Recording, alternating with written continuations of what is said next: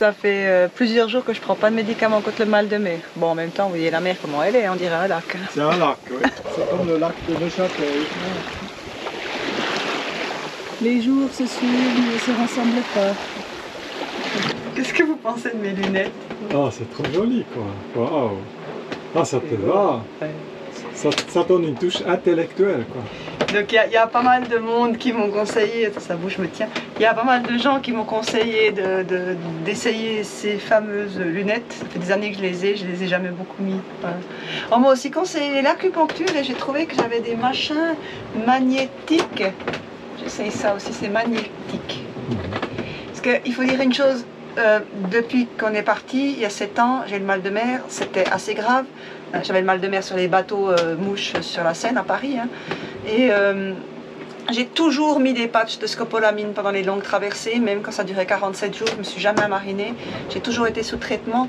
Et là, c'est la première fois que j'essaye sans médicaments longue durée. Et puis quand ça ne va pas, ben, je prends quelque chose. Et puis sinon, ben, j'essaye ça. Attends. Ça ne m'arrête pas.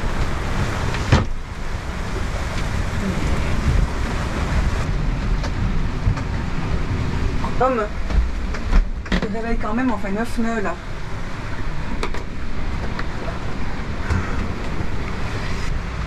T'as lâché la grande balle? Oui, je vais lâcher un peu plus, c'est tout ce qu'on peut faire.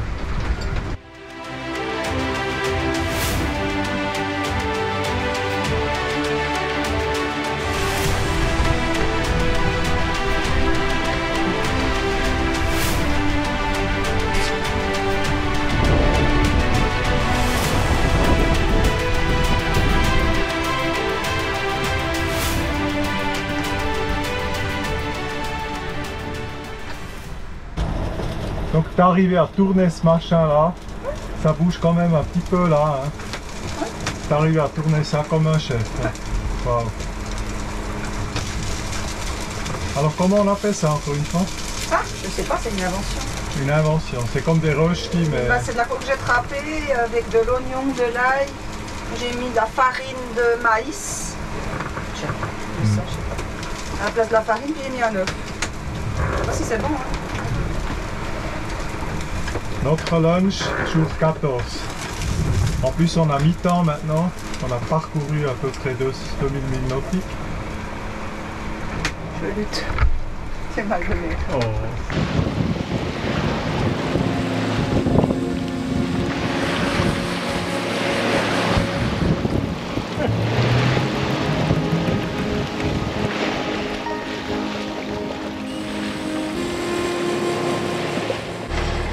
On est au moteur neutre pour charger les batteries. Hein, parce qu'il souffre un peu. Il fait un temps terrible dehors. Apocalyptique. Une houle de merde. Oh là là. Il pleut dedans. Magnifique. Non, il n'y a pas de vent. Il n'y a pas de temps devant, c'est ça. Il y a la houle surtout. Il y a la houle surtout. Génial. Ça fait plusieurs jours qu'on a un temps un peu merdique. Hein.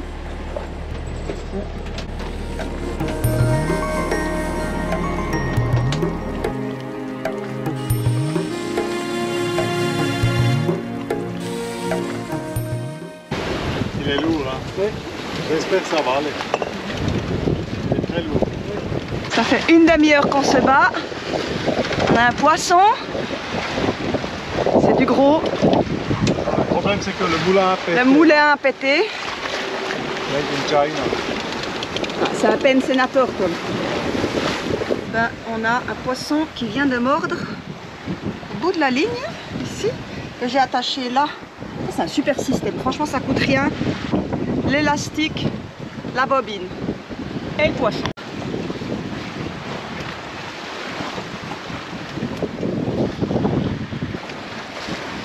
Là il se bat. Là il faut que tu fasses tout Non, un peu. il a lâché. Non. Non, Non.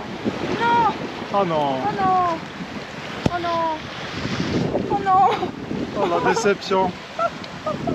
Bon Presque. c'est le risque. Hein. Bon, on a du vent, ça avance bien, j'ai pas de mal de mer. Tout va bien. On est à plus de mi-chemin maintenant. Si on continue sur ces rythmes-là, on arrive dans 11 jours. On a essayé de pêcher 3 poissons, mais ils ont décroché les 3 fois. On apprend. On s'améliore. Voilà. Tommy est en train de faire la sieste.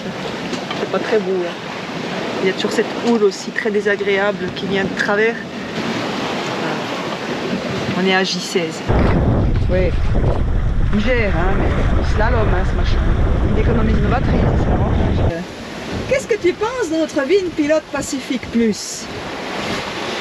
J'ai compris une chose aujourd'hui. Il a clairement ses limites avec les vents faibles. Si tu as pas mal de houle, parce que ce matin on avait encore plus de houle, si tu as 10 nœuds de vent ou 12 nœuds de vent, ça le fait pas. Il est pas assez précis, il dévie trop.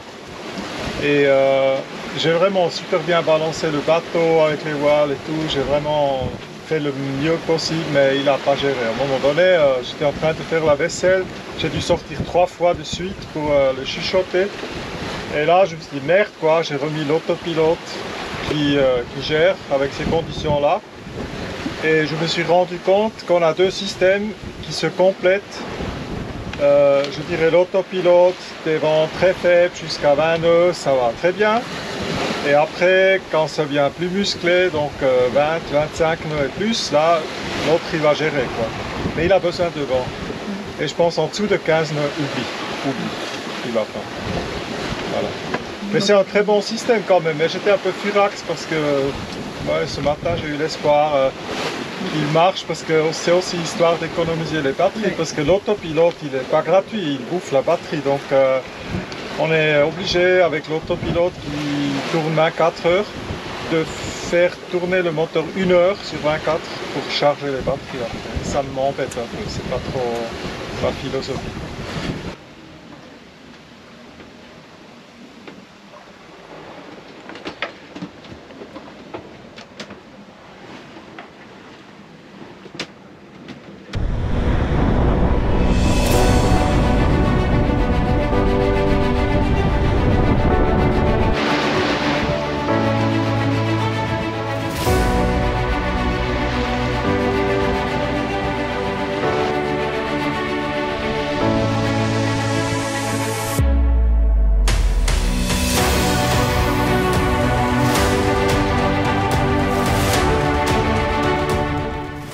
Ça va? J'observe les poissons volants. On n'a rien pêché. Ok. On va pêcher aujourd'hui. C'est hypnotisant, hein?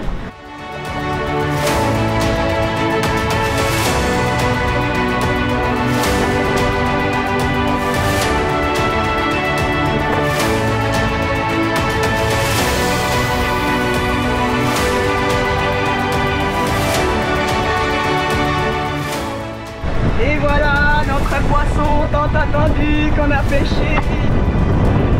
Une belle dorade, on vient de la souiller au rhum. Hein. Mourir bourré, c'est quand même pas mal.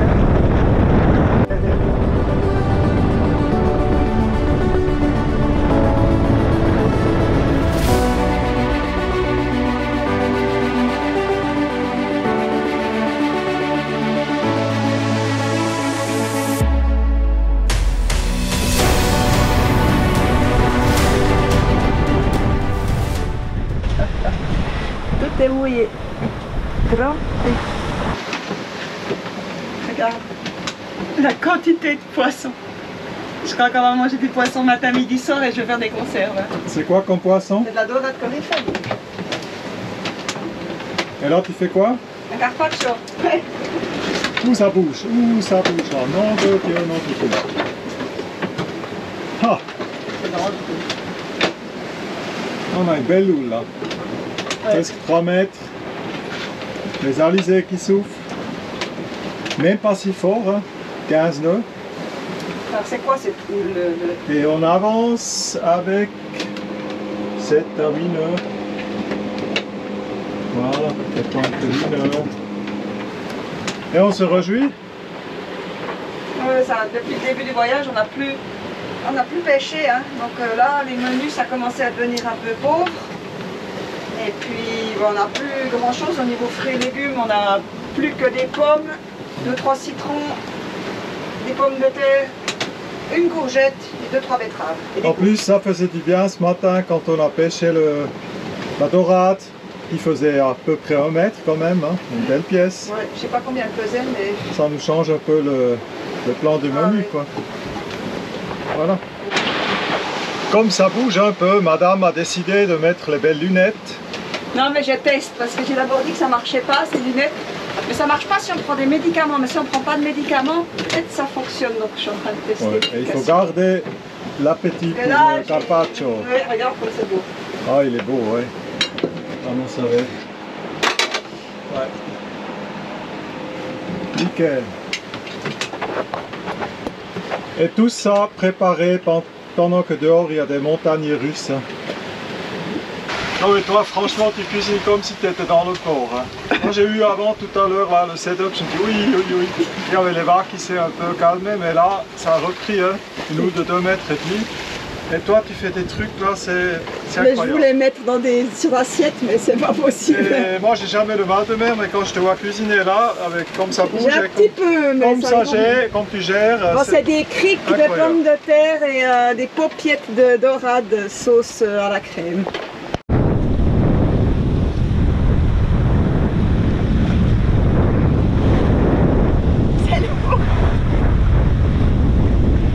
Bel exemplaire, hein. Oh là là. À peu près 10 kilos. Ouais. Ça va nous dégager le bateau, ça je te le dis.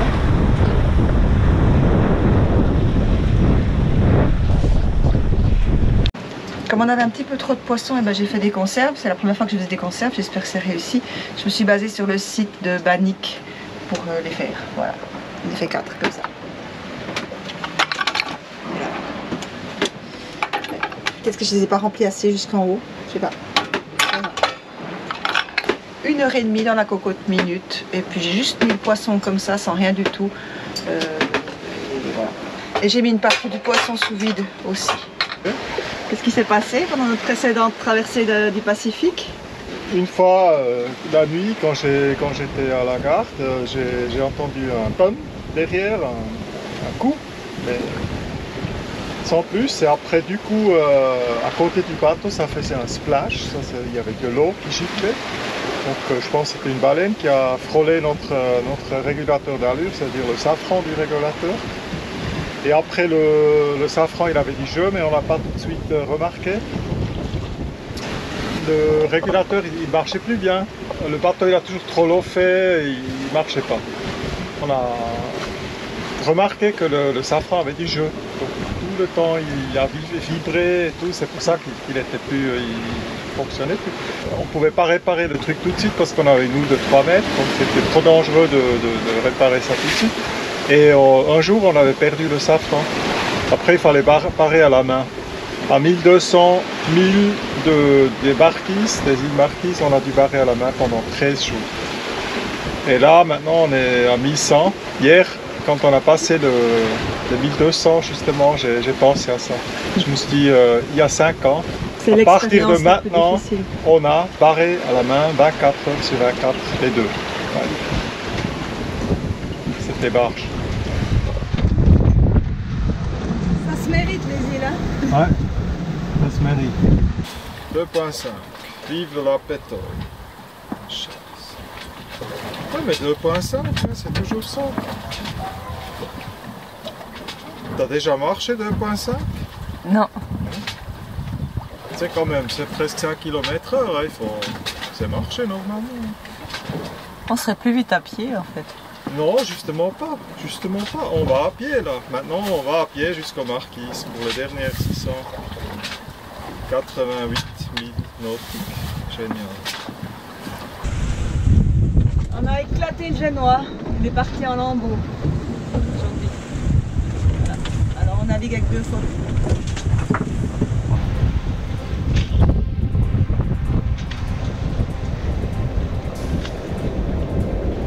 C'est vraiment dur la vie, mais en même temps le moral il est bon. Et puis c'est magnifique de passer si beaucoup de temps à la barre, d'observer l'océan, le ciel. on est encore beaucoup plus proche qu'avant et ça fait plaisir, quoi. C'est à l'ancienne. Si je pense, j'ai lu des bouquins des gens qui ont fait le tour du monde avec un petit voilier comme nous, un 9 mètres et demi, en acier aussi, et ils ont paré tout à la main. C'était dans les années 70 et là c'était normal, quoi. Parce qu'il n'y avait pas encore les régulateurs d'allure. Nous sommes bien près sur la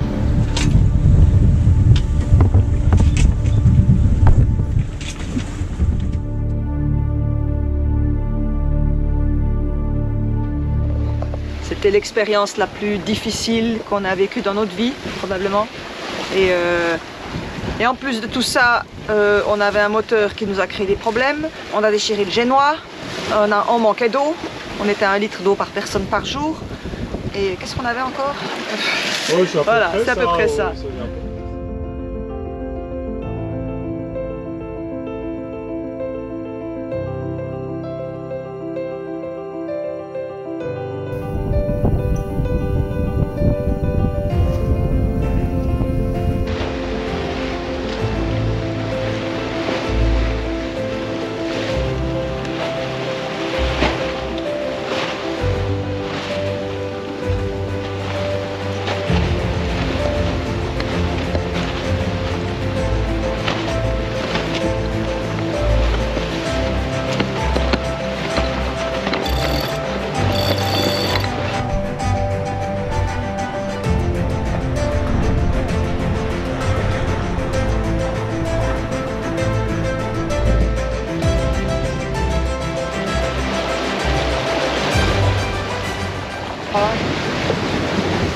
Moi je dois On va prendre un riz et puis on va augmenter un peu le génois. Et là on a pas mal de vent maintenant là. 15 à 20, pas mal. C'est beaucoup pour notre traversée parce qu'on a plutôt eu 8 à 10. Hein.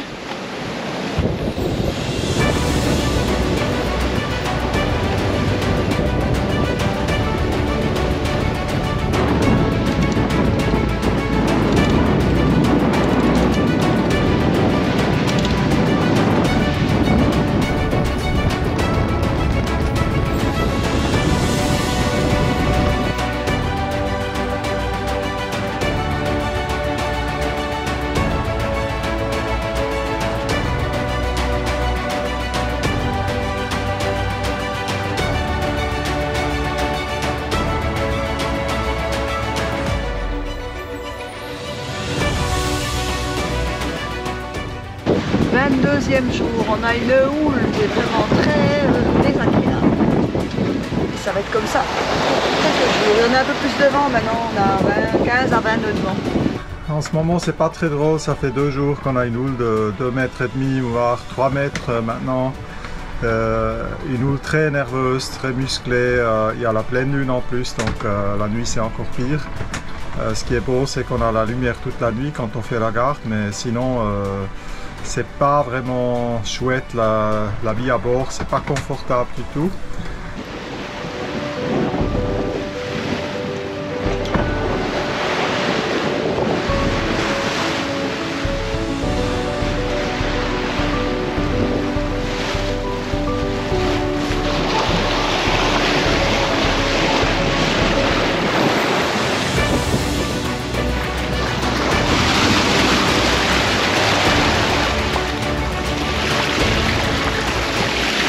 De Panama. Le pavillon de Panama, tu es en train de fabriquer... fabriquer le pavillon français. Ouais. Tricolore. Voilà. J'ai eu toutes les couleurs qu'il me fallait. Puis Tom il s'est brûlé avec une corde au poignet. Ouais. Ça guérit pas. Ouais, c'est pas beau. Ouais, c'est pas beau. Donc tu as pris du scotch pour les voiles? Ouais, le tape, tu vois, j'ai encore un vieux là. J'ai un autre, un nouveau, mais là j'ai pris le vieux. Bon, les anciens propriétaires, ils avaient de la peinture à bord pour faire les pavillons. C'est pas con, hein? Ouais. Tu peux même coudre, hein? Tu peux...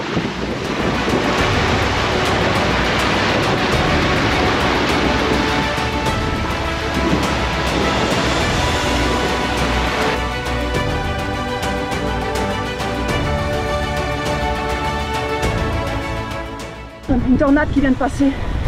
Oh mon Dieu. C'est mouillé, c'est toi. Oh mon Dieu, on vient de se prendre une tornade. Ça s'est venu d'un seul coup comme ça là. Ah, ça, la voile là, la grande voile, ça l'a fait sortir du lazy bag là. Le génois n'a rien. J'espère, il a un peu de temps là. Ouais. Oh là là. C'est incroyable ça. Bon, le cockpit est un peu mouillé, mais ça. Ah, à l'intérieur c'est tout mouillé là. À l'intérieur c'est tout mouillé. On la voit plus là sur la GoPro, mais. Oh non de Dieu. Oh, c'était trouille. C'est incroyable ça. Incroyable. Droit sur nous. Le Pacifique il est gigantesque, il faut qu'elle passe droit sur nous. Mais moi j'ai vu ce truc blanc qui arrivait sur nous là. On se croirait dans un film quoi. Dans un mauvais film. Dans un mauvais film, hein. Un jour de l'arrivée, on est dans la pétole. Un jour d'arrivée, le moteur on est à marche 100, plus, 160 000. Le moteur marche plus. Le moteur marche plus. Il surchauffe. Bon, faut garder le calme. Une tornade. Une tornade. 9 dîneurs de vent, on devrait avoir 13-14 jusqu'à midi, mais les prévisions météo, je ne sais pas à quoi ça sert, hein, franchement. Moi je suis encore sous choc aussi, c'est pas quelque chose que tu vois tous les jours. Hein.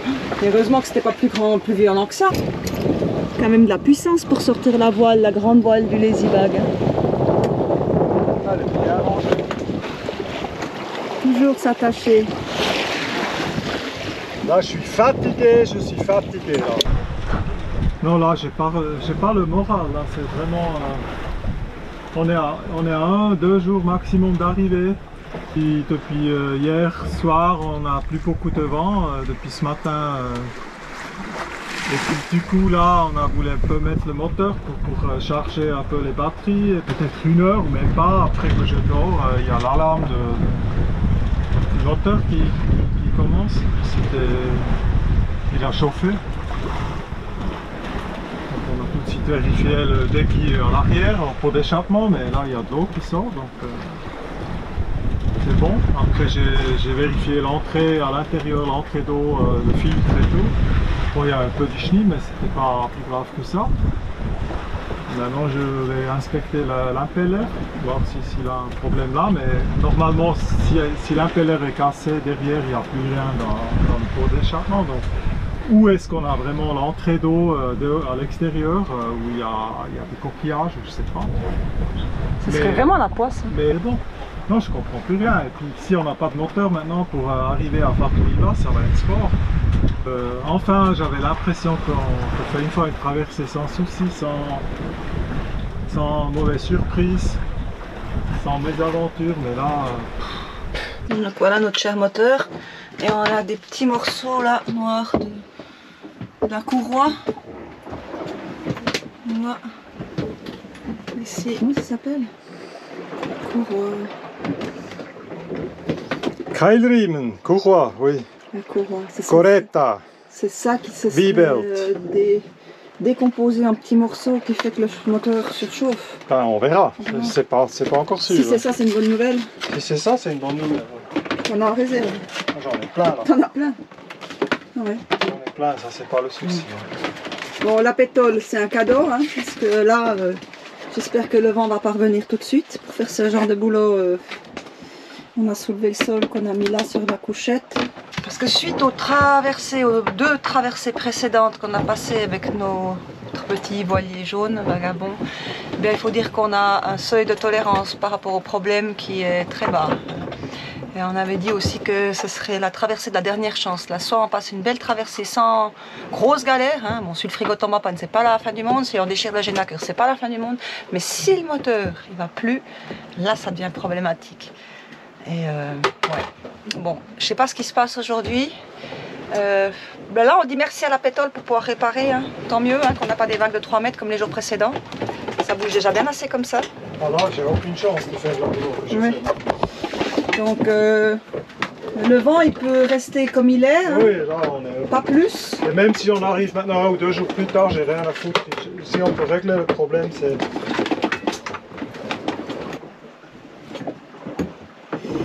Voilà. la pièce de résistance. Il a vraiment une sale gueule. Peut-être qu'on aurait dû le changer avant de partir. Ouais, après. On l'a encore checké hein, quand on a fait quand on a fait le service, on l'a encore checké. Mais... Ah, parce qu'on a tout fait, on a tous les instruments, on a tout à double, on a fait un service de moteur, on a fait réviser tout ce qu'il y avait à réviser. Enfin, on ne pouvait pas partir mieux préparé que ça, hein, mais bon, on n'est pas à l'abri. Hein. Là, tu as changé la courroie du moteur. Il fallait que je démonte l'alternateur pour pouvoir changer parce que c'est tellement serré là, l'alternateur il n'a pas la place pour bouger, donc j'ai dû l'enlever pour mettre. Tu as dû démonter l'alternateur? Et remettre, oui. Ouais, et tu sais combien j'aime le mécanique? Ouais. À quel point j'adore ça. Ouais. Et pourtant maintenant, j'étais presque forcé de l'apprendre. Ouais. Ça marche. Le soleil vient de se lever et puis on arrive demain, il nous reste encore 80 000 à faire. Il ne faut pas qu'on aille trop vite, il ne faut pas qu'on arrive la nuit. Du coup, on a mis seulement le génois et on ralentit, on profite encore. On a très peu de vent, là on a 8-9 nœuds de vent.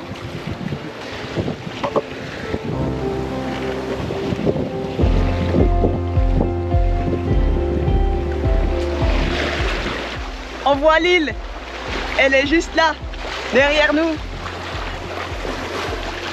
Après combien? 29 jours, hein. Oui, oui. On arrive. On est à 40 000 de Fatouival, on la voit là devant, c'est la première fois qu'on voit l'île, donc... Bonheur! J'ai droit à mon petit verre de rhum. Oui, tu l'as vu comme première. J'ai vu la première l'île. Apéro. Apéro. Ouais. Un petit verre de rhum. Fantastique. Allez. On la verra mieux tout à l'heure. Tu la peine d'abord, mais... C'est flou, hein, elle est encore loin, mais on la voit. Tu verras le coucher de soleil, ça va être... Oui. Et ça va donner des images de ouf pour la fin du conflit. À Fatouiva. Voilà, À Fatouiva. on l'a presque fait. J'ai mis un peu de jus de fruits dans le rhum parce que moi je l'aime pas pur et on n'a plus de citron. On n'a plus rien de frais. Il nous reste plus qu'une seule courge. Mais il est bon, il est bon. Et voilà. Alors, on vous remercie pour tous vos messages chaleureux, réconfortants, qui nous ont fait beaucoup de bien dans les moments un petit peu plus difficiles et puis qui nous ont permis de partager notre bonheur durant cette traversée.